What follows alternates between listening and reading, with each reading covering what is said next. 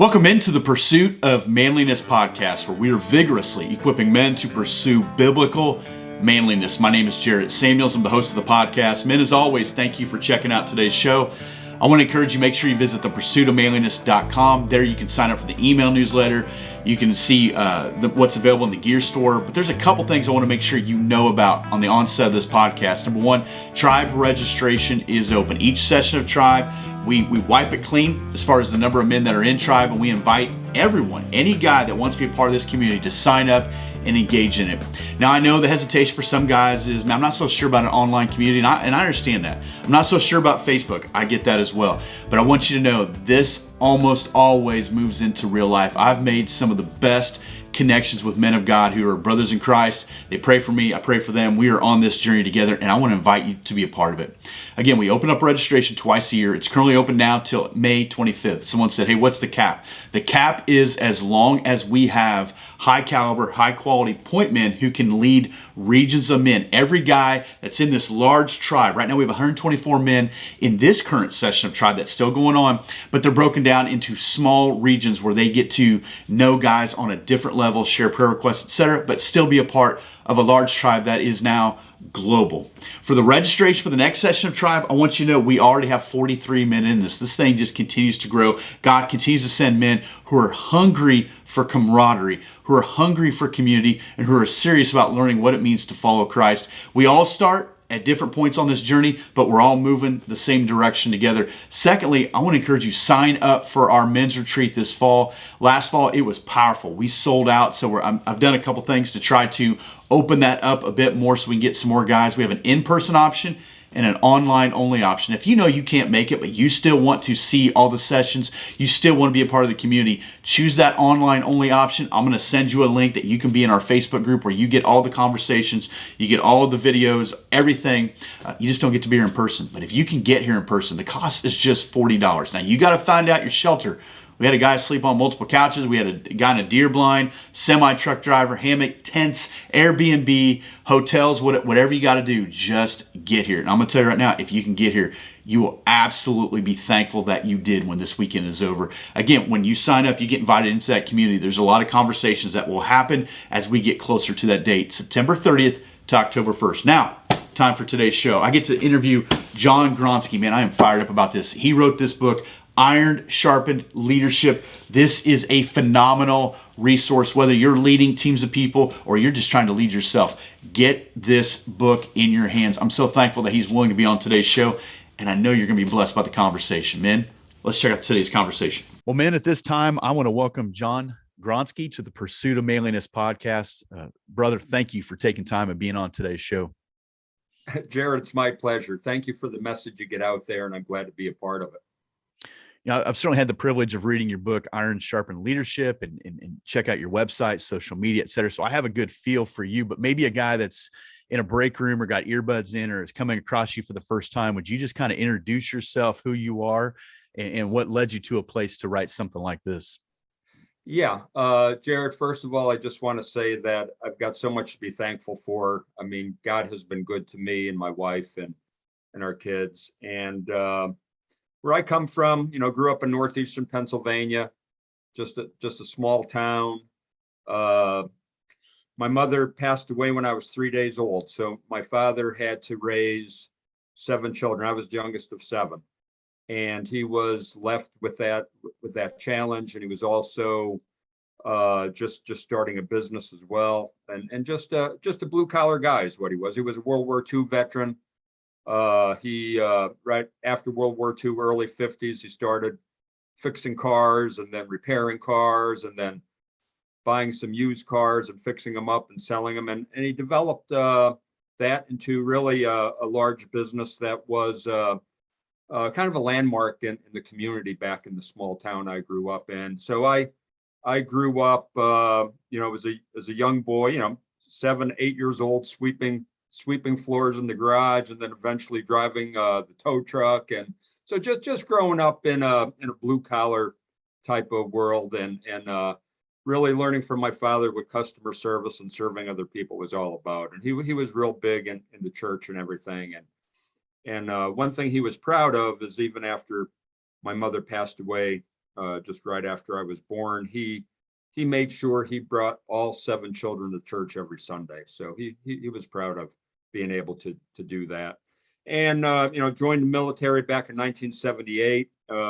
Never realized at that time that I would serve over 40 years in uniform, both on active duty and the Pennsylvania National Guard. Had the honor to lead 5,000 soldiers and Marines in Ramadi, Iraq in 2005 and 6. A difficult time there, but an honor to just be part of that great team.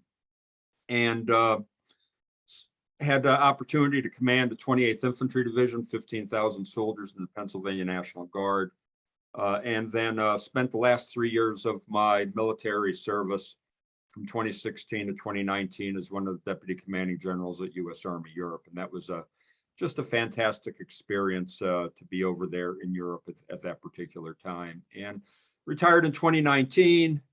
And, the funny thing is, and one of the things that happened in my life back in 1983, when I left active duty at Fort Lewis, Washington, for a break in service, living up in the Northwest, decided to move back to northeastern Pennsylvania. Had a wife, 15-month-old baby, and I brought up an idea to my wife. Hey, how about if we bicycle across the United States? From Tacoma, Washington to Moosic, Pennsylvania, and she agreed to it. And we went on a 3-month adventure. My wife and I and our son, we bicycles, all self-supported, 2-man backpacking tent, 2 sleeping bags, and 1 burner camping stove. And 3 months and 4,500 miles later, ended our journey. But God was good to us, protected us throughout that journey, and met a lot of wonderful people, and really was able to see the United States at about a 15-mile-an-hour pace, which was quite interesting. And so I wrote, I kept a journal on that trip, and that journal sat in a shoebox for over 35 years, untouched. And after I retired from the Army in 2019, I put a little book together and got it self-published through a Christian book publishing company, and the name of the book is The Ride of Our Lives. And it's a book about that journey. I call it The Ride of Our Lives, Lessons on Life, Leadership, and Love, because I did learn a lot of leadership lessons on that trip. And then about a year after that, I wrote my book, Iron Sharpened Leadership, which is really just a compilation of many different stories over the last 40 years of my life that really taught me a great deal of leadership lessons and helped develop my leadership philosophy, which is based on character, competence, and resilience. And I call it Iron Sharpened Leadership. And we could talk about the title, but I'll pause there, Jared.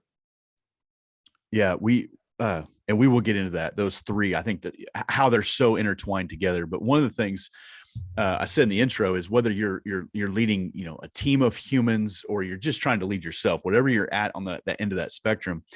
One of the things you talk about, and I'm a big proponent in this, I believe we need to have classes on it or courses or something, is self-awareness. That seems like that's something that's lost on us. I don't know if we're so self-centered or what. I don't know where it's missing, but you have a quote, page 10. So pretty early on in the book, and you say, leaders demonstrate respect for others by the words they choose, the tone they use, and by treating people with dignity. Demonstrating respect is also about being considerate of a person's time and showing interest in what they think. We desire respect as men. That's a big deal to us. We're disrespected. We kind of bow up at that, whether internal or external. But if we're going to get it, we have to show it. Like, how does that happen? By how we treat people with words, actions, time. Can you unpack that for us? Yeah, respect is kind of like trust. If you want to receive trust, you've got to give trust first. If you want to receive respect, you've got to demonstrate respect. When I talk about dignity and respect, it really comes back to this whole notion of toxic leadership. A lot of times we talk about, hey, I've worked for this leader. He was a real toxic leader, and what that means is a leader who is poisonous, who is caustic, and I like to explain to aspiring leaders and people who are in leadership positions, and like you said, we all are in one way or another, that if you want to not be considered to be a toxic leader, the best way to do that is to demonstrate dignity and respect to those you lead. So, think about, one's family, one's spouse, children, grandchildren. You've got to treat people in your family with dignity and respect. Just because they're a family member doesn't mean you don't have to respect them or treat them with dignity, especially, fathers communicating to children. You don't have to talk to children like they're a dog or an animal. You have to treat everybody that way. And then the people who we lead in the workplace, you got to treat somebody with dignity and respect. Now, that doesn't mean that if somebody doesn't kind of stray outside of the lines and they're not adhering to the standard, whether it be in the family, a behavioral standard, or at work, a work standard, whatever the case, that doesn't mean you can't call them in and counsel them and explain to them what they're doing wrong. I like to say you could even fire somebody from a job in a dignified and respectful manner. So that doesn't mean you don't hold people to the standard, but it means you treat them like you like to be treated, kind of that whole golden rule type of thing. So that's my whole, when I talk about the need to show people that dignity and respect, that's really what I'm referring to. Yeah, it took me a while to learn this in life, but it's critical the people you surround yourself with and really evaluate who you are inviting to speak into your life. You don't want to surround yourself with just yes men who just tell you what you want to hear all the time, but people who are for you and with you. And you talk about this on page 27, the litmus test, to see if you're building a team of smart people around you, to ask yourself, what have you done lately to empower others to make a decision? We're not always right as leaders. I know it's hard to process, but you say, ask yourself if you empower others to figure out how to do something without imposing your way on them. How do we know if I'm not still imposing my way without imposing my way? What I've learned is, and actually this really hit home to me when I was commanding that brigade in Ramadi, Iraq, because conducting counterinsurgency operations over there, although I had 5,000 soldiers and Marines in my brigade, most of the operations were done at the platoon level. So, really distributed teams out there in this large area of operation, conducting ops in a very distributed manner. And you had to set an environment where those junior leaders felt empowered to make decisions. And it really struck me how important setting an environment so people feel comfortable demonstrating initiative is. And one of the ways you could do that is by helping, placing people in a position where they're going to have to make a decision. You could provide a little bit of top cover for them. You could provide some mentorship and some coaching, but allow them to make decisions. And what I used to like to do is if somebody, if I would give a task and purpose to somebody, the what and the why, let them develop the how. And even if their how was a little bit different than the way I would do it, if their way was a little bit different than my way, as long as I could see that it was going to achieve the objective, it wasn't going to put anybody at risk in terms of safety, it was still going to be relatively efficient, I would allow them to do it their way rather than impose my way on them. And that first of all, it gets a lot of buy-in. And the second thing, it helps them learn, because they might make a mistake or two along the way, but they're going to learn from that.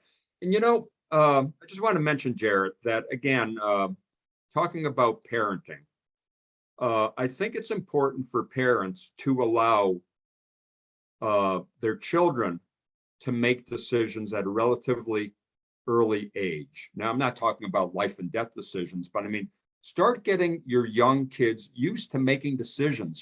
The first time they make a decision shouldn't be when they're 24 or 25 years old, let the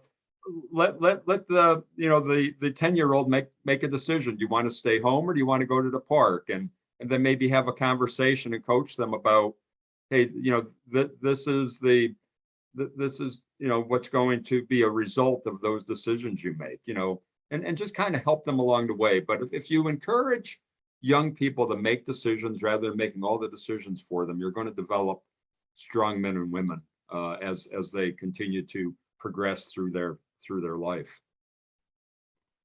Isn't that the goal, to launch them? The guys that I hire, I'll say often, I hope that you're better than me. I hope that when you get to my age, you are tenfold better than what outlead me out. It cannot become from an insecure place. Same way with parenting. It's hard I got teenage daughters. It's hard to start to let them make more decisions. We still have guardrails. However, you're right. They cannot, the first day they're in their apartment or wherever they're at, they cannot be the first time they decide, should we pay a bill? That's not going to work out well. Or should I go out or buy groceries? Yeah. Buy-in is so important. Casting a vision that's bigger than the right now. All of us internally somewhere want to be a part of something bigger than ourselves, want to be a part of something that we say, man, can you believe we got to do that? I mean, I can't even fathom the stories you would have of where you've slept at night in different places that you think, what am I doing here? I'm from Pennsylvania. You talk about this, leaders must explain the why to their followers in order to gain true buy-in. I mean, we can drag people behind and manipulate them if we have to for a time. You talk about French World War II pilot and writer Antoine, I'm not even going to say his last name, said, if you want to build a ship, don't drum up men to go to the forest and gather wood, saw it, and nail the planks together. Instead, teach them the desire for the sea. The tension in leadership, though, is you have to keep creating the desire for the sea. How do we do that we just keep it fresh, new, and forward thinking? Yeah, I think the big thing when I've led when I've led organizations where I realized, hey, it's my responsibility to develop this shared vision. And you notice I said shared vision. I didn't say my vision. Okay, it's got to be a vision that's shared by everybody through the organization. The way I did that was I would go to, and this was an organization of 3,000 people. I would go and to get representative samples from people from different age groups, different experience levels, different rank structure, and ask them, hey, where do you want to see this organization go? 3 years from now, 5 years from now, if you fell asleep today and you woke up 5 years from now, what would you want to see this organization look like? And what would make you proud of this organization? And it was amazing, whether it was a junior level person, relatively young with almost no experience, or whether it was somebody who was further along, higher rank, more experience, everybody pretty much came up with the same type of answer. And then the trick after that is you have to be consistent as you communicate that vision. Whether you're talking to a group of 100, or you're talking to a group of 20, or you're talking to somebody one-on-one, that message has to be consistent. It can't be the flavor of the month or the flavor of the quarter. It's got to be that consistent message. And then, whether you're putting that message out through email, through talking on the phone, through one-on-one face-to-face communication, or through social media, again, consistency is the key. So I think to go around and give people the respect of asking them, where do you want to see this organization go? And then once you get that representative sample of what right looks like in terms of the vision, then to consistently communicate that and be the chief communications officer of that organization you lead. I think sometimes we get an image of leadership. It's the upfront guy with the podium. What for you guys, everyone stands when they walk in a room or salutes them. When I walk into a meeting, everyone should just heed whatever the counsel I give, and there's wisdom coming from me, and everyone wants to be around me. That's not always the case. As leaders, you're going to take some hits, and sometimes I need to take a hit for the guys or gals that I'm leading in various ways. And you talk about this on page 126. You said a definition of a leader states a leader is a person who can recruit and retain followers. Leaders get paid to transform organizations, but managers seek to keep the organization stable. Leaders seek to drive change. I say all that because as a leader, it is inevitable change is going to come, whether we either embrace it or we get overrun by it. So as you're leading change to whatever degree, how do we keep from being a manager, just trying to maintain the status quo, to leading forward, that we don't remain stagnant, but we keep progressing the way we need to go? Yeah. I like to say leaders don't get paid to make the inevitable happen. Anybody could make the inevitable happen. Leaders get paid to be visionary. And I already talked about ways that you could do that by understanding where the people in the organization also want to see the organization go. And then by not only being in tune with the people from your organization, but also being in tune with what's going on outside of the organization, and analyzing things as they're occurring external to your organization. So you could look at what is the next objective we need to be seeking. It's like ourselves. If we get comfortable with our status quo and think that we've arrived and we have nothing else to learn, we don't stay in one place. We actually start regressing. And it's the same with an organization. As soon as you think your organization has hit the numbers you're looking for, or is, in terms of, hey, widgets you're selling or money you're bringing in, or whatever the case might be, and you're just happy with the status quo, your organization doesn't stay there. It starts regressing. That's why leaders always need to be looking at, hey, what's the next objective I've got to help bring this organization to? And again, it's not just letting the inevitable happen, because that's not what leaders get paid for. And I do think, in terms of driving change, that's all about getting buy-in from the organization. It's funny. I was conducting a leadership talk about 2 weeks ago, and taking some questions afterward. And one of the people in the audience made a comment that, hey, you've been in the military, so I know, whatever you said, people just did. And I said, listen, let me dispel that myth right now.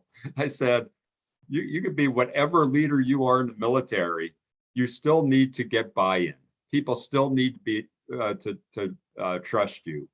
If people don't think you've put together a legitimate plan, they're just not going to carry it out. They're going to find ways to derail it. So military isn't just about command and control. It's about serving and supporting and developing a vision that people believe in. And again, you can put a vision together, but then you have to have a plan that people believe in, that they're going to be able to reach that vision. So it's all of those things that a leader has to be doing. One of the things I try to think about, like we have tribe and some other things, is the now and the next. I gotta define the reality of right now, but I got to be thinking about the next thing, or the next thing is going to show up, and I'm not prepared for it. But one of the best ways that I've learned, and you talk about this in your book, page 114, is that a leader needs to be present. A leader needs to be where the action is. I mean, it's one thing to shut your door in your office, and you might need a moment to get yourself together or to have a meeting, but you got to be where the people are, right? Yeah. And, people ask, hey, in an organization, whether it be a military organization, quote, on the battlefield, or whether it be a business, where could that leader best lead from? And that varies, but the bottom line is, sometimes bad things are going to happen. And that's when the leader has to be present at the point where that crisis is occurring. When a crisis is occurring, that's not the time for a leader to kind of go and hide in their bunker. That's the time for the leader to get out there. Okay, I'll give you an example. Let's say you're a leader in a factory that has 3 shifts, 500 people working in the factory, and there's an accident where unfortunately somebody loses a limb on a machine. That's where the leader needs to be, to see what's going on, to show support, to be there to bolster up the people who are kind of back on their heels because of an accident like that occurring. That's not the time to close your door and hide in the office. I'll tell you, current events, President Zelensky from Ukraine is a perfect example of this. The his famous quote when the United States offered to whisk him out of Ukraine, hey, I don't need a ride, I need more ammunition. And not only that, he's kept his wife and his children in Ukraine. I mean, just a tremendous demonstration of a leader being where the action is, and a leader putting themselves at risk right alongside the people they're leading, sharing the load, motivating people through their actions. And don't you think that his people are that much more motivated to keep on fighting when the leader is dressed in, OD green and having these conversations of, no, we're not going we're not budging. I think that's what they need. Leaders need to be present. They need to know, I'm for you. I'm with you. I need to understand what it's like to do what you do. But brother, we're going to make mistakes, and we have to own it. And you talk about that on page 139. You talked about, number one, admit you made the mistake or that you made a bad decision and own it. That's inevitable. It's going to happen. Number two, conduct an after action review. Okay, we're left of bang. What happened here that we need to look back and see what transpired and be open-minded enough to learn from your poor decisions or mistakes. What happens when a leader doesn't do this? Yeah, this is the thing. There's some leaders that make a mistake, and they think if they don't admit it, none of their followers noticed it. I will tell you, when you're a leader and you make a mistake, your followers noticed you made a mistake. So if you don't admit that mistake, you have just chipped away at your integrity, at your credibility, and at the trust that you're trying to cultivate in that organization. So the big issue with leaders not admitting when they made a mistake is they've just hurt the trust that is so essential for an organization to function. So be upfront. Let people know, hey, you know what? Made a mistake. But we're going to overcome this. Instead of going right, now we're going to deviate left a little bit, and we're putting a plan together. We're all in this together, and hey, let's keep driving on. And that's another thing. When I've had followers make mistakes, as long as it wasn't a flagrant mistake of character or values or integrity, and I would not chop their legs off from underneath them. I would, and that's important for a leader to do. When you have a follower who makes a mistake, you've got to coach them up a little bit, help them understand, hey, what did you do wrong? What might have been a better way to have approached this? And now, hey, let's move forward with the lessons you've learned. A mistake is only a disaster if you don't learn from it. But if you take the time to learn from it, and if you're a leader and you help your followers learn from a bad decision they made, then you're good to go. Quick little vignette here. There was this story about this MBA student who had to do a project and go out and talk to a CEO about what made them successful. So he asked the obvious question to this chief executive officer from this business. He said, "What is the secret to your success?" And the CEO said, "2 words." And the student said, "What are those 2 words?" And he said, "Good decisions." And the young student said, "Well, how do you make good decisions?" And the CEO said, "1 word, experience." And the student went on and said, "Well, how do you gain experience?" And the CEO said, 2 words, bad decisions. So everybody's going to make a bad decision. Nobody is immune from that. The trick is you've got to learn from those decisions rather than brush it under the rug, and then move forward. That's what resiliency is all about, overcoming adversity. I go back to that. It's why it's so important to surround yourself with people who tell you the truth. Hey, that was a bad call. That didn't work. I mean, that to be humble enough to say, hey, I have blind spots. I cannot possibly see or know everything. Or sometimes you just don't have the temperature of the room. You just don't have a good feel of, football coaches have guys upstairs, downstairs, everywhere trying to figure that out. You hit on at the very beginning, you talk about these components, and you said resiliency has 3 components. I think that resiliency is such a powerful word. We could spend 45 minutes talking about that alone, but you said has 3 components. You need to have positive energy, you need to be fit, and you must have the ability to overcome adversity. You must work at developing all 3 components. How do these work together? And what happens if one of these gears is off? One of them, you just don't have one of them.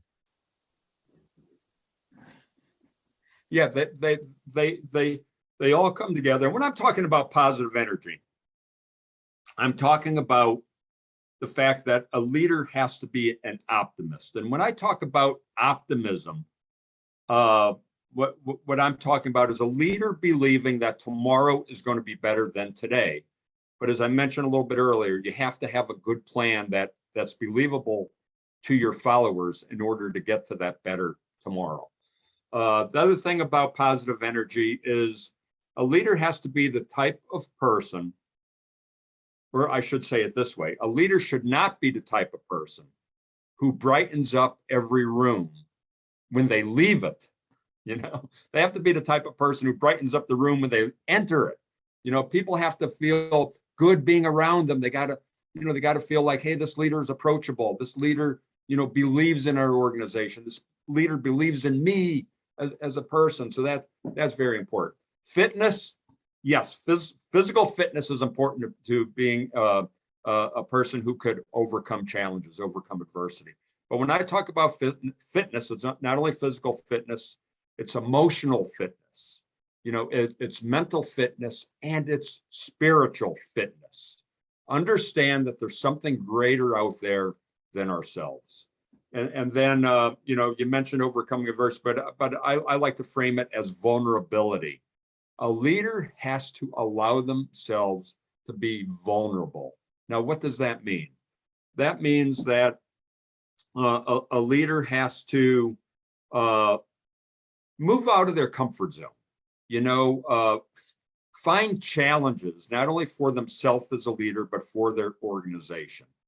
And move out of your comfort zone by surrounding yourself with people that are probably a little bit different than you, have different points of view than you have. That could be uncomfortable for some people, but you got to allow yourself to be vulnerable in that way. You've got to allow yourself to be vulnerable by sharing stories. And what kind of stories? Stories about mistakes you made and how you were able to overcome those mistakes. Also, share a story about where you came from, some of the things you had to overcome to get into your leadership position. And then also allow yourself to be vulnerable by asking people what their opinion is. Letting people know that although I'm the leader, I don't have all the answers. There's certain people in the organization that a leader leads that probably knows more about something than the leader knows. So just allow yourself to be vulnerable by letting people know, hey, I don't have all the answers. I'm relying on your expertise to help us develop a solution together. And those are the things that I really think ultimately help a person become more resilient. And I think it's a leader's responsibility to coach and mentor their followers to help them become more resilient as well. If we're honest, sometimes we're the leader in an organization just because we got there first. We're charged to lead people and look around the room and think they possess skills that I don't have, but maybe I do have the experience, or maybe for whatever reason I have this seat. So to surround yourself with those people, why not? It'll cause you it'll save you a lot of heartache. Yeah. And then take advantage of their expertise and experience for sure. Yeah. I have found that people are willing to go into battle, literal, spiritual, whatever, with someone who's humble, but willing, that, hey, yes. It will not be for lack of effort. Is something that I say a lot. I'm going to at least try, I'm not going to get it right, but you have a quote by a guy on chapter 34, forgive me, Gever Tolley, but it says persistence and resilience only comes from having been given the chance to work through difficult problems. And the reality is this: if God woke us up today, we have been given the chance. We have another opportunity. As we begin to wind this down, man, would you talk to the guy who's listening in his vehicle, he's earbuds, whatever, and he's about ready to throw in the towel? Maybe mentally he's exhausted. Maybe he's considering taking his own life. It could be he's thinking about ending his marriage. He's going to quit his job and he shouldn't do it. He's going to do something that he just can't find the persistence right now. What do you tell that individual who's listening to this? Yeah, I think it's important that people don't find a permanent solution to a temporary problem. And really, most of our problems are temporary. And when I say find a permanent solution, that could be ending a marriage, that could be, God forbid, thinking about ending one's life. And then also know that hey, I'm a retired Major General, served 40 years in the Army, but I still need to find people who could support me. I'm just not somebody who doesn't need anybody around me or any type of support. I still have bad days. I still struggle, emotionally and such, just like anybody else does. And being humble enough to understand that it's okay to ask for help. It's okay to reach out to somebody and let them know, hey, I'm struggling a little bit today. I really need somebody to talk to. I don't necessarily need you to give me an answer to the challenge I'm struggling with, but I just need you to listen to me. And just being humble enough to know that, hey, you're not the strong man or woman. You need support just like anybody else does, and be humble enough to accept that. My wife likes to say, let go and let God. There's certain things in our life that we cannot control. It could be maybe the way one of our children is acting, or it could be something that's going on in the environment that's affecting the workplace, but the external environment that's affecting the workplace, or there's certain things we can't control. We've got to let go, really understand the things that we cannot control, let that go, put it in God's hands, and really focus on the things we do have control over. And what do we have control over? We have control over our attitude. We have the control over how we're going to improve ourselves, mentally and emotionally, by things we read, by things we listen to, by people we talk to. And really, that's, if I could say this, Jared, before we close out, that's the whole meaning of the title of my book, Iron Sharpened Leadership. It's from Proverbs 27:17. As iron sharpens iron, so one person sharpens another. And that's understanding that we need other people to support us.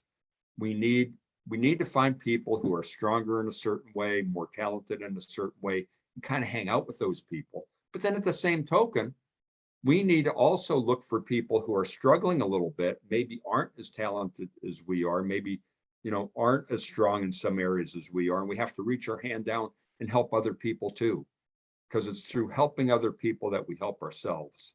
So it really works both ways. But again, just understanding that we don't have all the answers, and we do need to develop a support system around us. And it's okay to ask for help. I'd be remiss if I didn't at least address this. As a guy who grew up in a state where pop cans are 5 cents a piece if you return them, I thought your strategy was genius, riding your bike across the country, picking up some cans to kind of offset the cost. I just want to throw that in there. I wouldn't have want to stop and pick them up myself, but good on you for at least coming up with the idea. Yeah, I came up with the idea, but if anybody reads that book, The Ride of Our Lives about our bike trip, you'll find that my wife didn't necessarily have buy-in on having to stop riding her bike to pick up a can every 100 yards. I like that you were willing to at least point them out, so it made it easier on her to know where the cans are at. I mean, there's one down there. Hey, you ever picked up a pop can on the side of they're disgusting. I mean, who knows what's in those things? That's terrible. But hey, you know what? My hope ultimately is in Jesus. But I love books and resources like this because it gives me hope as a leader. Puts tools in my toolbox. It gives me perspective that maybe I'm not getting right now, but it also gives me some things that I can consider, as I told you in the beginning, just to teams that I lead or people that I come in contact with. So John, thank you for writing this. Thank you for what you're doing, and the links to your things will be in the show notes. But how do men get in touch with you and what you're doing right now? I think the easiest way is just go to my website, johngronski.com. Yep. And go to my website. You'll see links to my social media platforms out there, and I have a leadership blog on there. I've got a lot of free leadership resource information on my website, johngronski.com, johngronski.com, and love people to visit. Sign up for my Leadership Sharpeners periodic email that I send out. Again, it's free. So a lot of free leadership resources there. I hope people at least visit my website, check it out, sign up for some good information. And if you're listening to this or watching this, that will be the first link beyond the show notes. So you guys can click on there. There's a ton of stuff on there. John, thank you for making time on this day to have this conversation. I've been encouraged by it. And I know the men that listen will also be encouraged by it. Yeah, Jared, it's been a pleasure. Keep doing what you're doing. Keep sharpening iron. You're doing great things. Keep it up. Thank you. Once again, men, I want to thank you for listening to the Pursuit of Manliness podcast. I want to thank John Gronski for being on today's show. Just like I referenced, a good book to me has Post-it notes coming out the top, the sides, and when it's really good, the corner. And this book has all three. It's highlighted, marked up. Get this resource, add it to your library. Again, if you're leading a ministry, you're leading groups of people, whatever it is, or you're just trying to lead yourself better, get this book in your hands, read it, proudly display it in your library. You'll be thankful that you did. Men, thanks for listening. Thanks for watching. Let's keep pursuing biblical manliness.